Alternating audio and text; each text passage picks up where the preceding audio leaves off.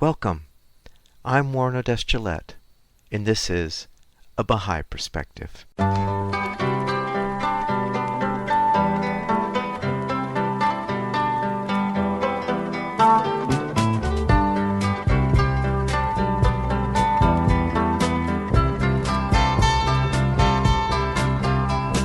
Welcome to A Baha'i Perspective. I recorded an interview with Janet Fleming Rose on April 25th, 2021. Janet grew up in Epsom, Surrey, in the south of England.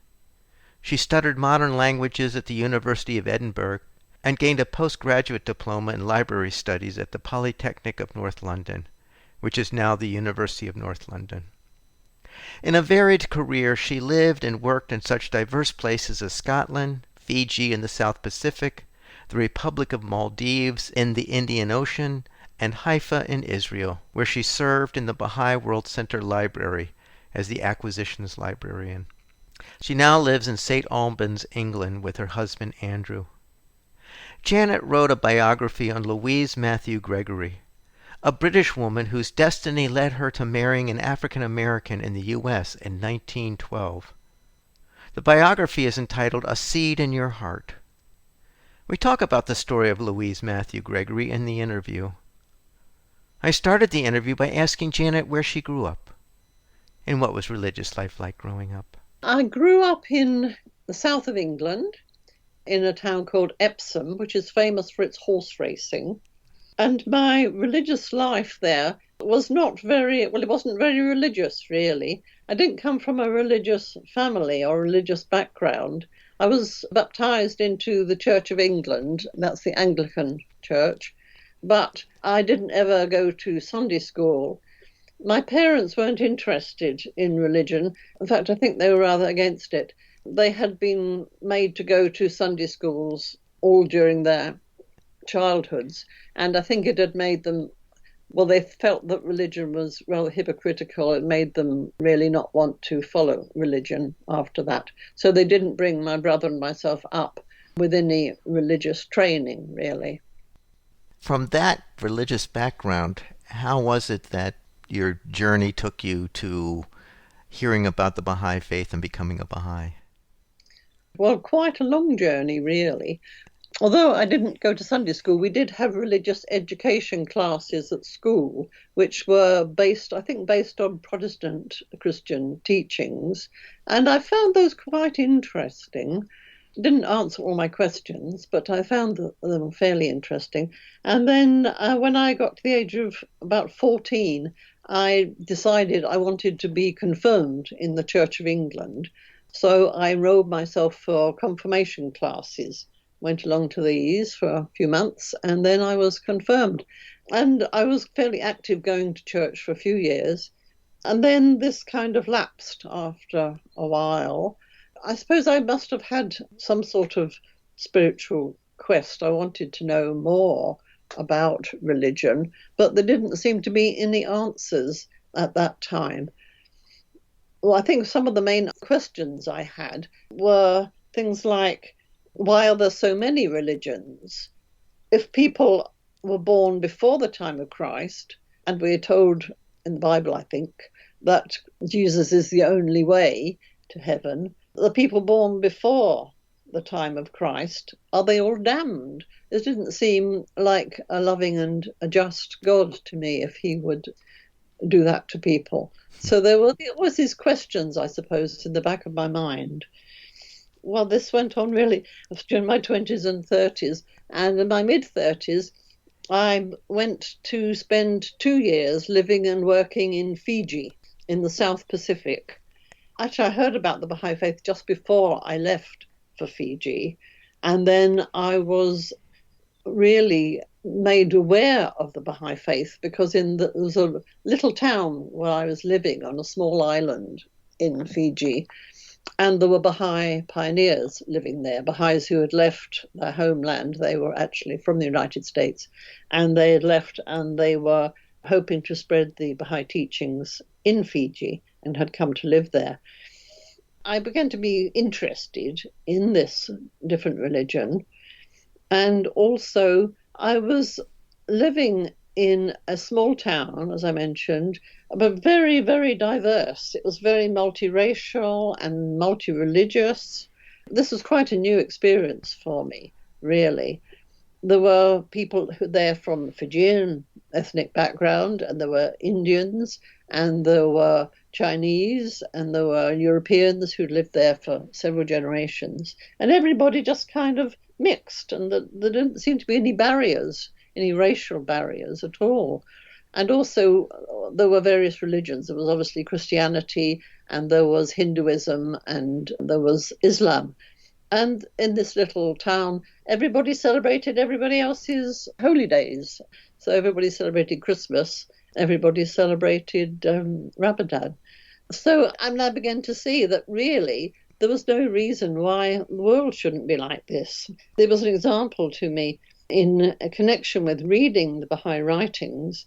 I could see an example of the oneness of humankind and the oneness of religion.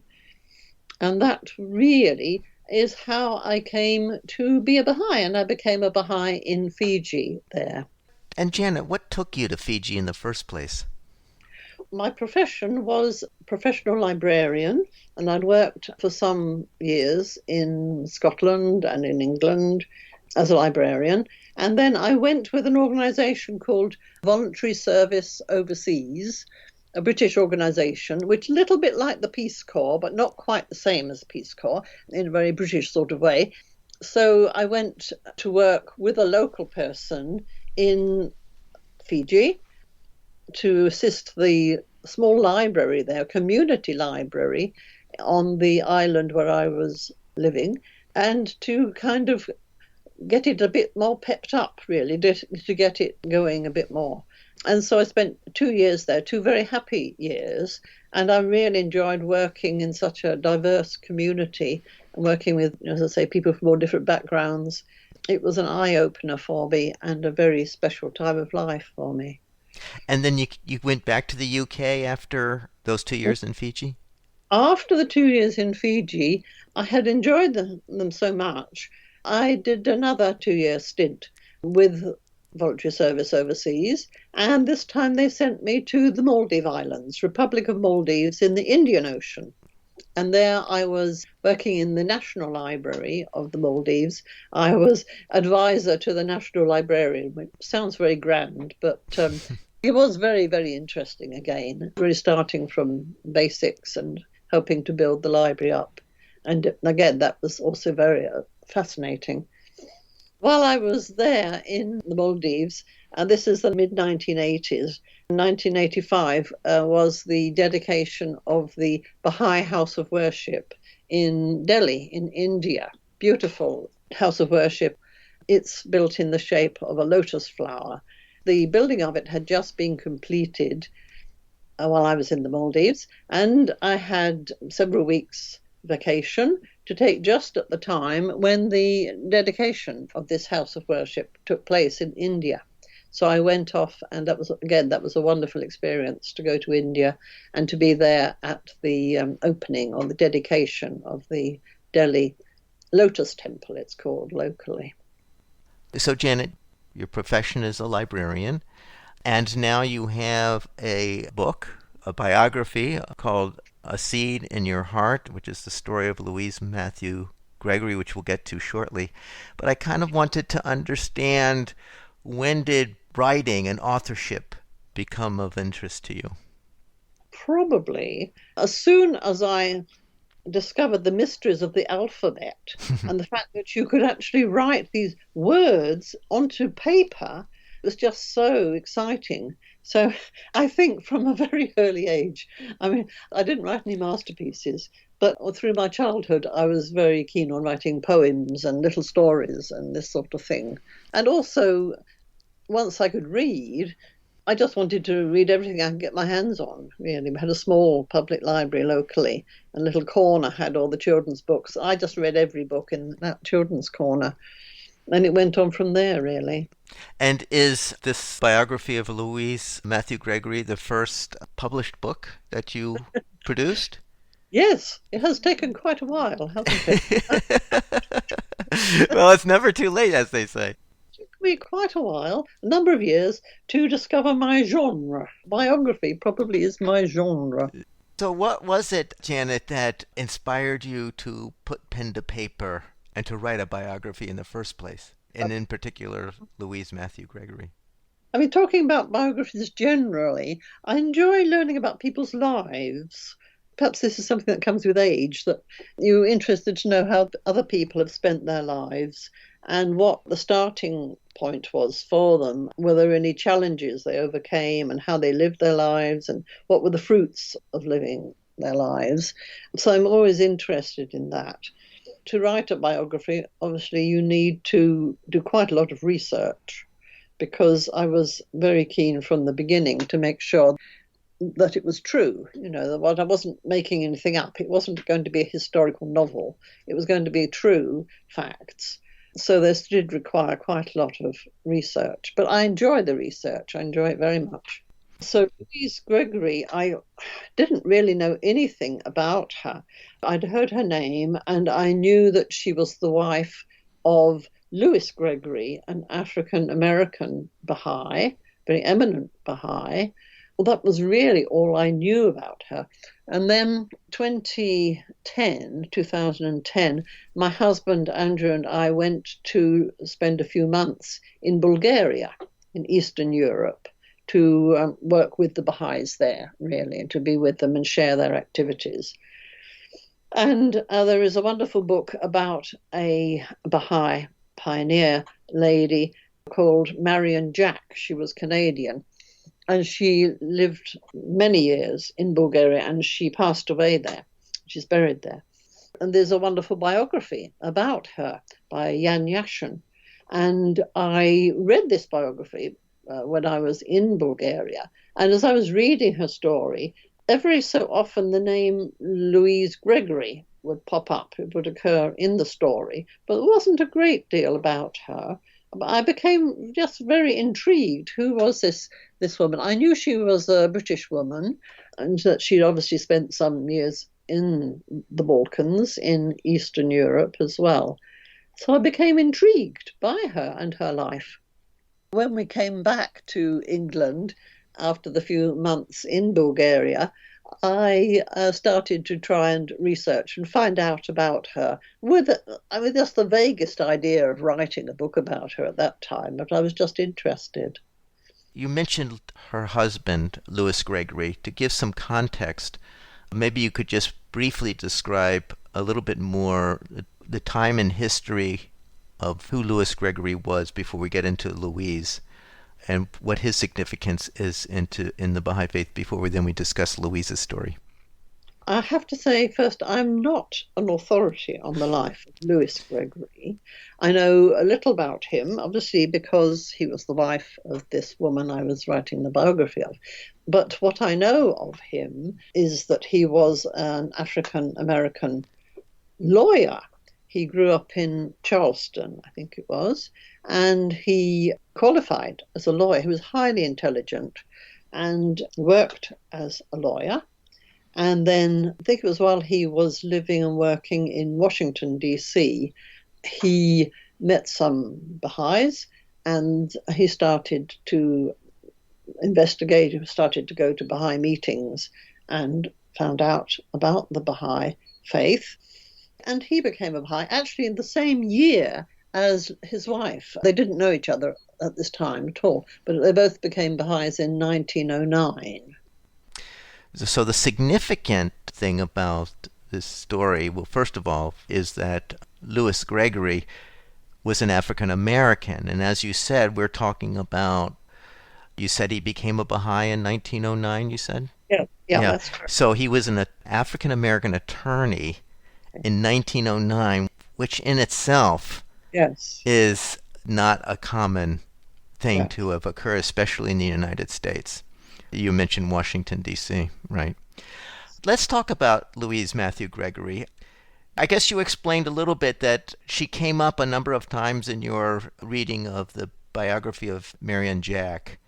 It was, yes. Mm-hmm.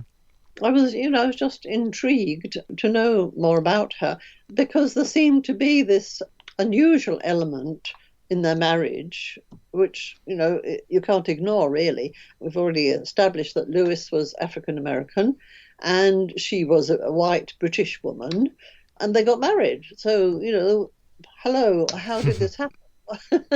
you know, Especially in those days when travel wasn't so common.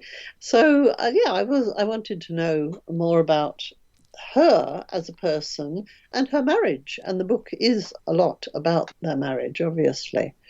There's a lot of information about Louis Gregory, but there's scant information about Louise Mathew. If you don't mind, I know people should read the book, but maybe you could summarize a little bit about her story just to intrigue readers to want to read A Seed in Your Heart. So, as I mentioned, it's about her life and also about her marriage. She's unusual anyway because she was a Victorian woman born in 1866. She attended university, which was unusual for a Victorian woman in those days. She attended the Royal Holloway College in Surrey, which is now part of University of London. She must have made the decision around that time. This is 1880s. She must have made the decision that she wanted to become a teacher. And she went to Edinburgh to a teacher training college there where she took part. She attended lectures at Edinburgh University. This was also quite extraordinary to me because I am a graduate of Edinburgh University. And so it was quite astounding to find that she had, she had preceded me. She'd been there before me. And so she became a teacher. And she was one of the first women to be a qualified teacher in Great Britain, actually. And then I think a few years passed, and she went with a female friend that she had made at the college and went to teach in Luxembourg. So she was teaching in a government school, and she had private pupils, and she lived for, not sure exactly, I think it was 9 years in Luxembourg. And then after that, she went to live in Paris.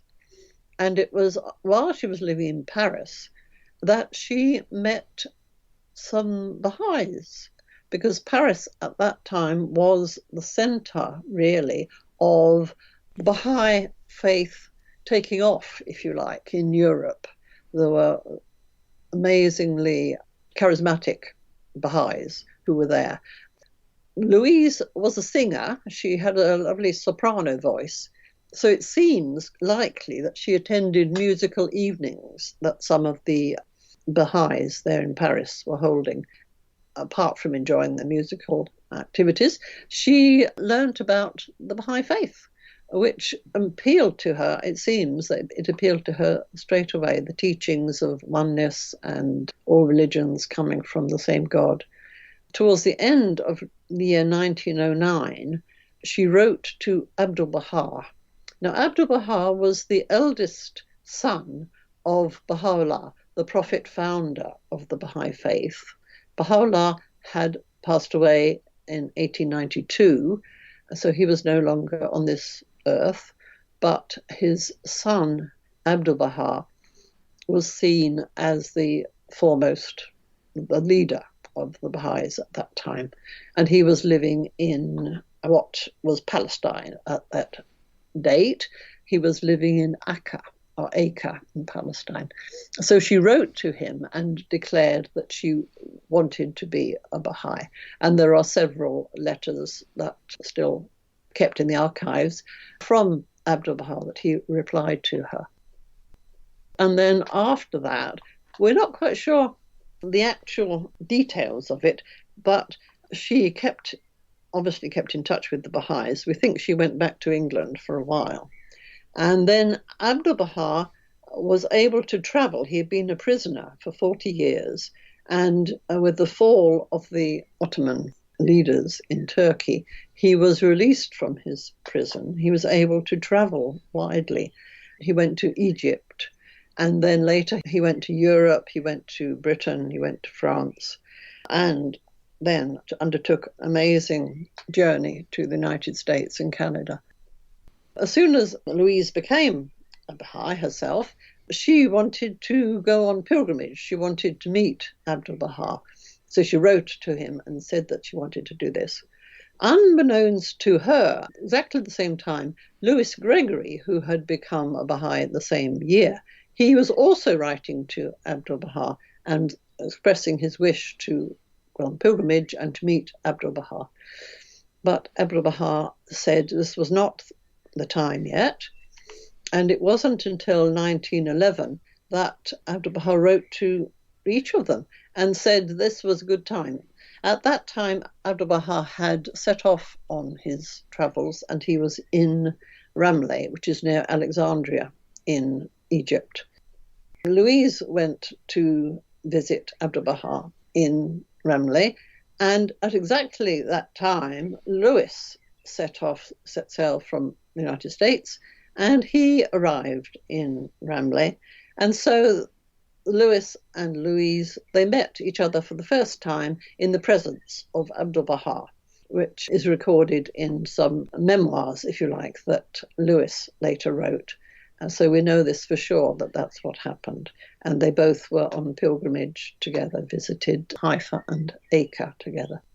So, and then after spending several months in Ramleh in Egypt, Abdul Bahar set off. Well, his health was not good. He was quite an elderly gentleman by this time, so he had been resting in Egypt, and he set off for Europe.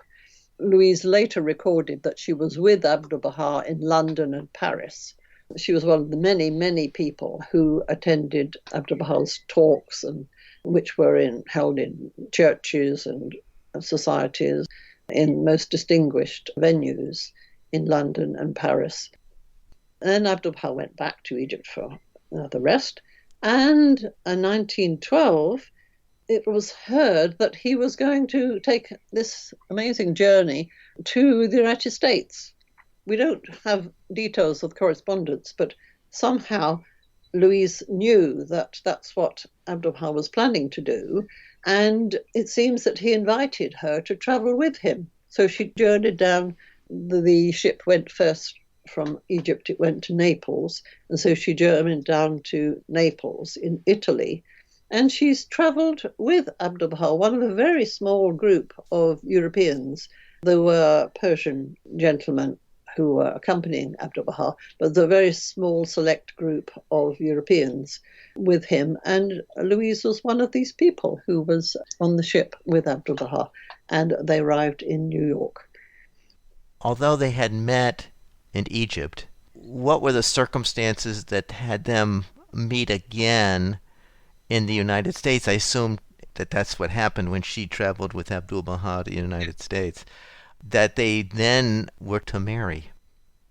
Well, yes, it wasn't as straightforward as that. It's a very touching and very sweet story. It seems that Abdul Bahar, he kept dropping hints, really, that it would be a good thing for them to do. He wasn't forcing them to marry, but he was kind of hinting that it would be a good thing to do. Actually, the title of the book, which is A Seed in Your Heart, that's part of the story of how they got together and eventually married. As I say, she went to Naples and she travelled with Abdul Bahar on the SS Cedric from Naples to New York.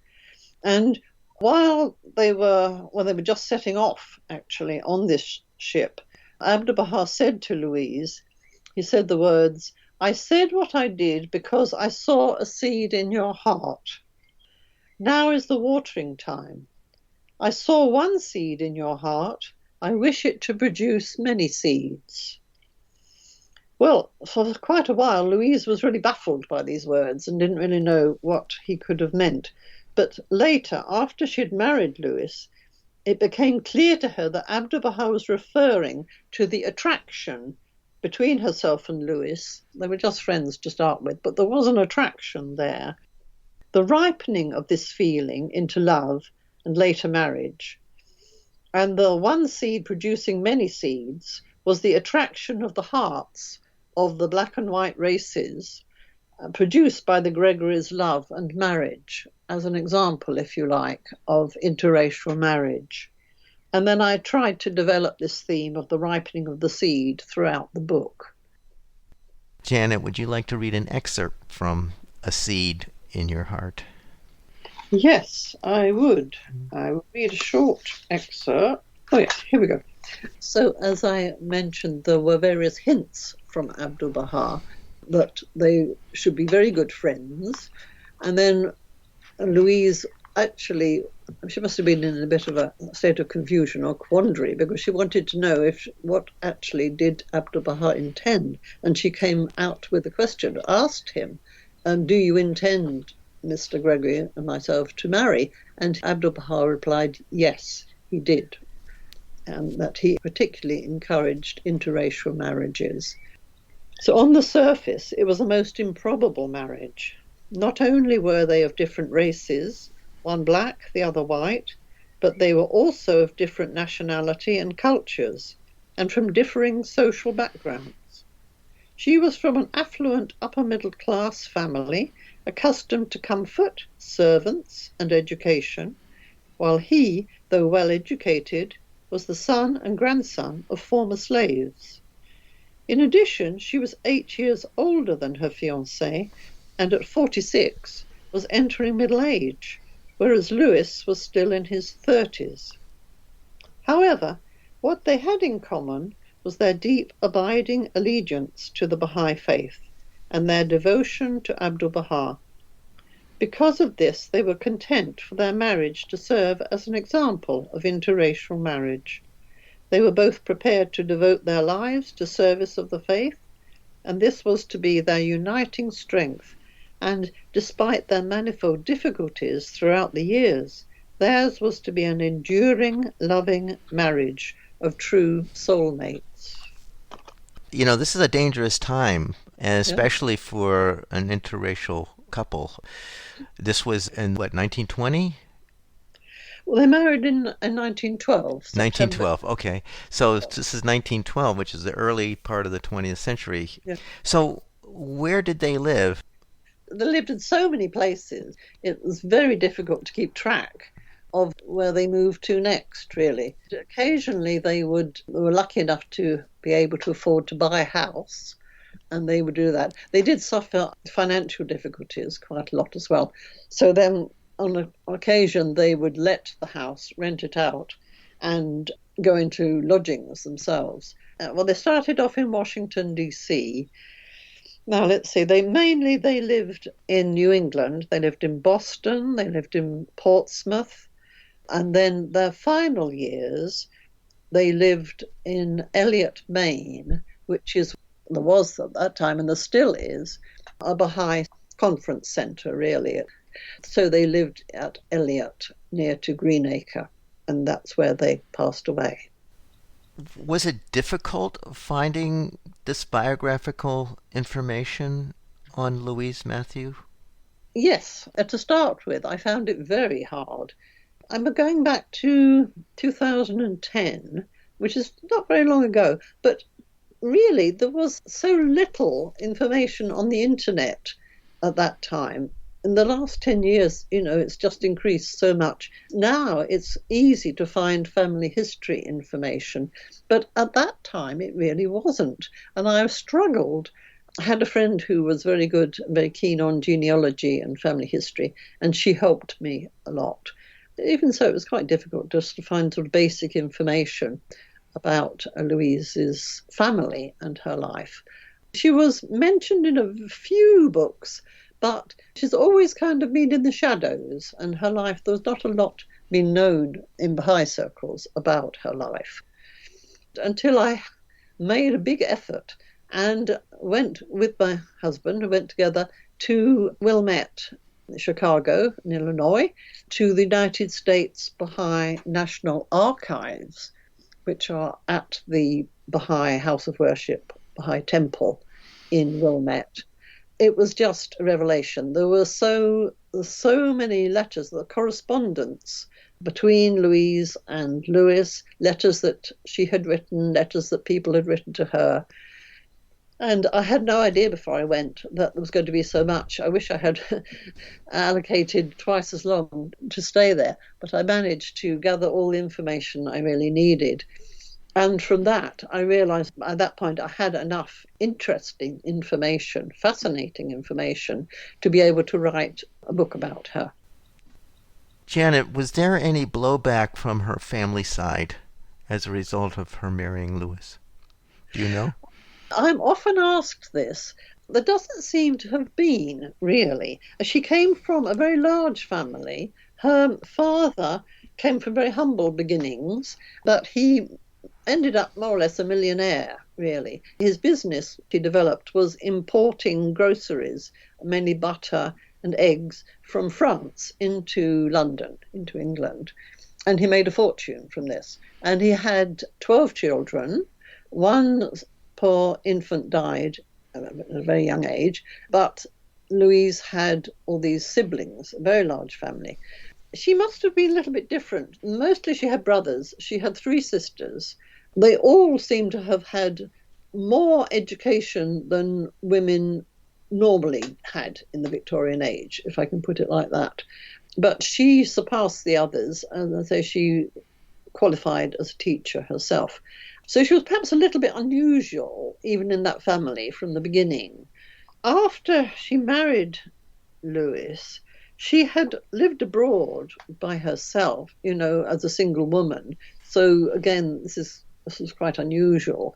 So maybe her family were used to Louise just doing unusual things. And then she did correspond with most of her siblings throughout her life. So she wasn't ostracized by them at all. When she married Louis, her father had already deceased, he'd passed away, but her mother was still alive, and her mother died in 1917. And she left quite an extensive will. And you'd think if she had been upset at Louise's marriage or her change of religion, she might have cut her out of her will, but she didn't. She left equally to Louise and the other sisters, the other daughters. They may have thought, oh, well, she's always been a bit strange, but no, they didn't seem to have ostracized her. The Baha'i community was in infancy, and of course the Baha'i community was still immature and trying to understand its teachings, and was affected by the society around them, especially if they were in Washington, D.C. Did she or Louis express any difficulties being in interracial marriage in the community? Well, it's surprising that in all these letters that I was given the opportunity to read and to study, really, she never made much of the difficulties. Well, and we know they must have had terrific difficulties. They moved, as I say, they moved so often from place to place. But no, she didn't express any hardships, really. There's one point in one of her letters, she laments and uses the word coloured people, because that was the term used in those days. She says, it will be so wonderful when the coloured people can just live anywhere they want to. At that time, obviously, they couldn't. But within the Baha'i community, I don't think they suffered any sort of prejudice, although, as you've mentioned, it was the early days for the Baha'is, and a lot of the teachings really weren't understood. And it was difficult in Washington, in particular, it seems, for the Baha'i community to come to terms with the fact that all the races should meet together is fundamental to the Baha'i faith. But this was quite a problem in the early years in Washington. In some of her letters, it's obvious that she's struggling, or the two of them, the couple themselves, are struggling with this problem of where could the Baha'is meet that was acceptable to all of them. So now that you have this biography under your belt, do you have any current writing projects or plans for another?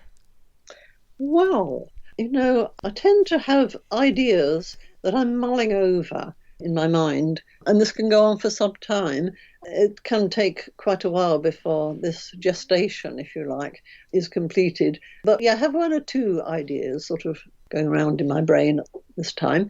And one in particular, I have been researching another British Baha'i woman. This lady is quite different in character and in things that she did in her life, quite different from Louise Gregory, but I think equally fascinating. Her name was Beatrice Irwin, and she was born in India because her father was chaplain to the British troops in India at that time. And she was a world traveller. She went to every continent, really. And she also had a successful acting career. That was before she became a Baha'i. She met Abdul Bahar in Paris and became a Baha'i. And she was a poet. She was a journalist. She became a traveling teacher for the Baha'i faith and apparently was an outstanding speaker. And at the same time, she was a pioneering female engineer, a very early woman scientist. She was a pioneer in lighting engineering.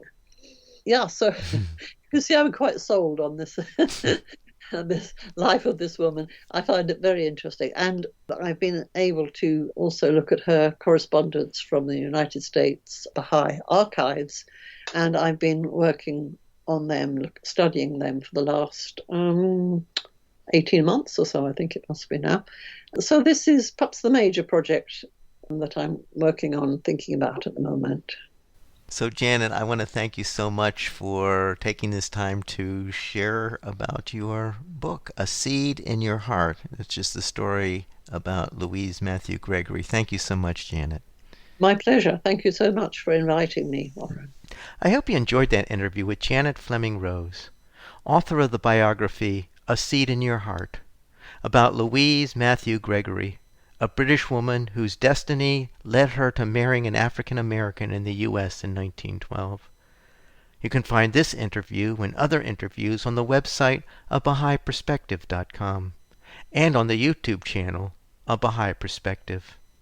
You can also find the podcast on Spotify and iTunes. For information specifically on the Baha'i Faith, you can go to the website Baha'i.org, or you can call the number 1-800-22-UNITE. I hope you join me next time on A Baha'i Perspective.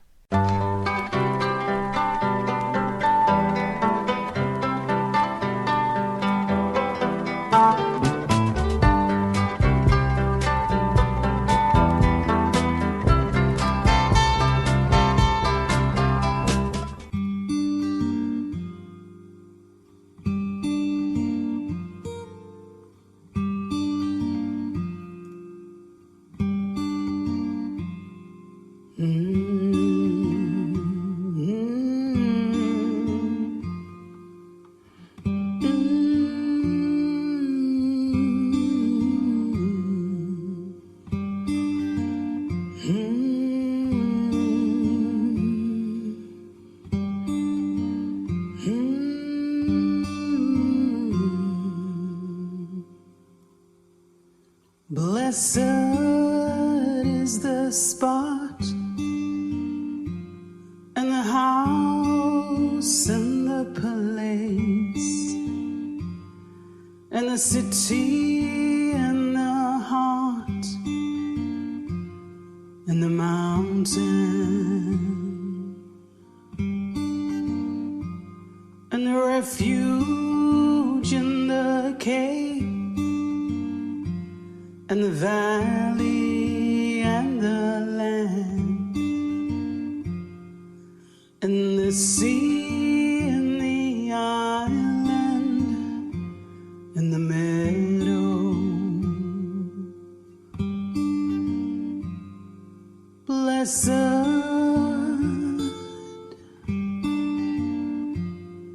blessed,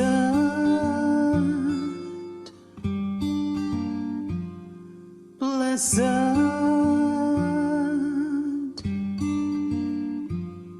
blessed.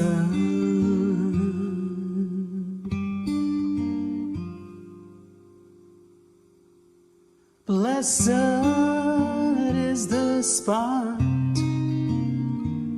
and the house and the place and the city and the heart and the mountain and the refuge in and the valley and the land and the sea and the island and the meadow. Blessed is the spot, blessed is the spot, blessed is the spot, blessed.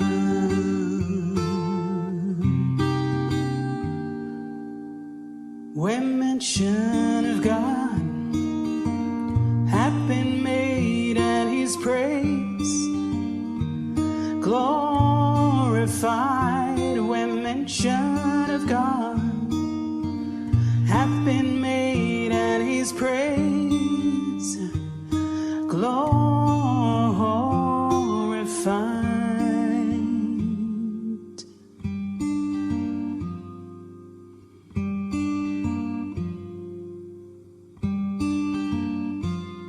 Blessed is the spot and the house and the place and the city and the heart and the mountain and the refuge and the cave and the valley and the land and the sea and the island and the meadow. Blessed is the spot, blessed is the spot, blessed is the spot, blessed, blessed, blessed, blessed.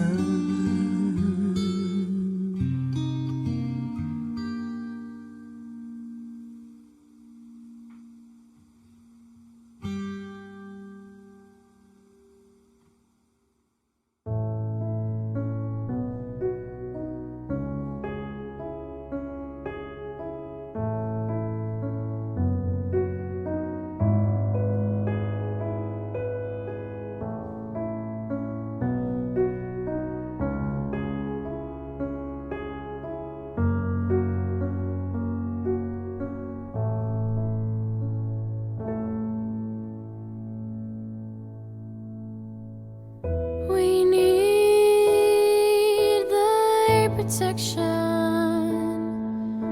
and we need thy compassion.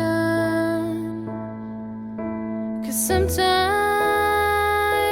I get the feeling that something is missing. More and more with time, I realize we can't make it on our own.